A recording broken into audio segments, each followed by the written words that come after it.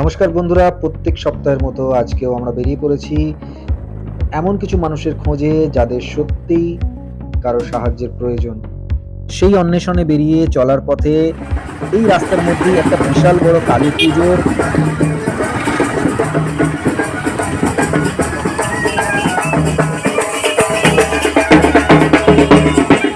সবাই প্রচণ্ড আনন্দে কেউ নাচছেন বা কেউ এগিয়ে চলেছেন পূজা মণ্ডপের দিকে।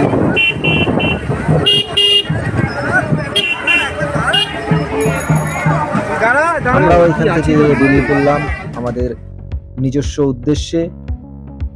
দেখুন, সেখানে যাওয়ার পথে একটা সুন্দর মনোরম দৃশ্য, যার জন্য এখানটা একটু দাঁড়িয়ে আপনাদেরকে একটুখানি দেখিয়ে দিলাম। খুব সুন্দর পরিবেশ এটা। তারপর যথারীতি আমরা আমাদের লক্ষ্যে চলতে শুরু করলাম।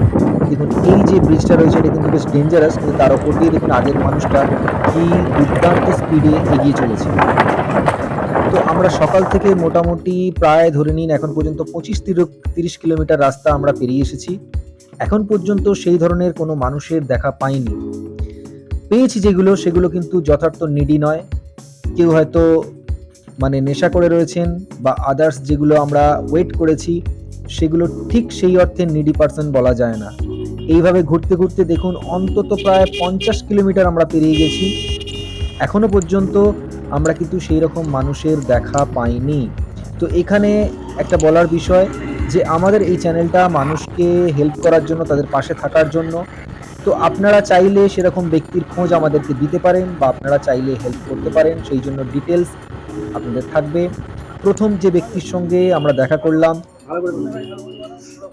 দাদু 2 জায়গায় ঝালমুড়ি বানান ভালো করে। ইনি ছিলেন একটা 80 বছরের বৃদ্ধ, যিনি ঝালমুড়ি বিক্রি করেন। এরপরে আমরা এগিয়ে চলেছি জামালপুর পেরিয়ে বর্ধমানের দিকে। সেখানে মশাগ্রাম বলে একটা স্টেশনের কাছাকাছি জায়গায় আমরা এই মুহূর্তে দাঁড়িয়ে রয়েছি, রেল ক্রসিং এর কাছে।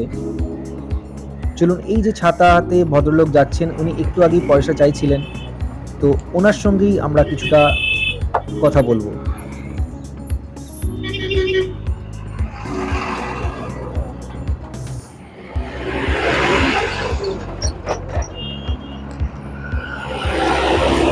দেখুন, ধীরে ধীরে উনি এগিয়ে যাচ্ছেন। আমরা রাস্তার এপারে রয়েছি, তাই ক্রস করে ওপারে যেতে পারছি না।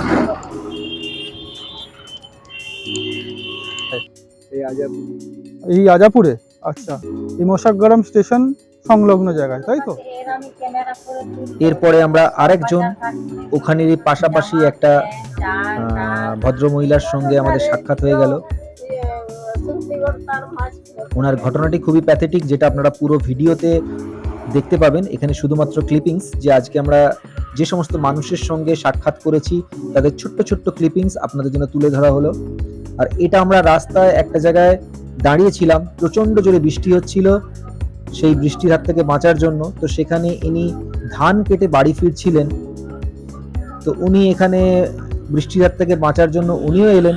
তো আমরা ওনার সাথে কথা বললাম এবং চেষ্টা করলাম ওনাকে কিছুটা সহযোগিতা করতে। প্রতিটা মানুষেরই কিছু না কিছু গল্প থাকে, সেগুলো আপনারা ভিডিওর মাধ্যমে দেখতে পাবেন। আর আমরা আমাদের কাজ শেষে বাড়ির উদ্দেশ্যে রওনা হয়েছি। প্রচণ্ড বৃষ্টি হওয়ার জন্য রাস্তার অবস্থা দেখছেন ভীষণই খারাপ। এখন যে রাস্তাটার উপর দিয়ে আমরা চলেছি, আপনারা দেখেই বুঝতে পারছেন, একেবারে দধি কাদা যেটাকে বলা হয়। যে কোনো মুহূর্তে কিন্তু বাইক স্পিড করতে পারে। যাই হোক, সেটা দিয়ে আমরা এগিয়ে চলেছি আমরা আমাদের বাড়ির পথে, এবং এখানেই আমরা এই ভিডিওটাকে শেষ করব। এই ভিডিওগুলিতে যা জিনিস দেখলেন সেগুলোর সমস্ত ভিডিও পরে আপনারা পেয়ে যাবেন।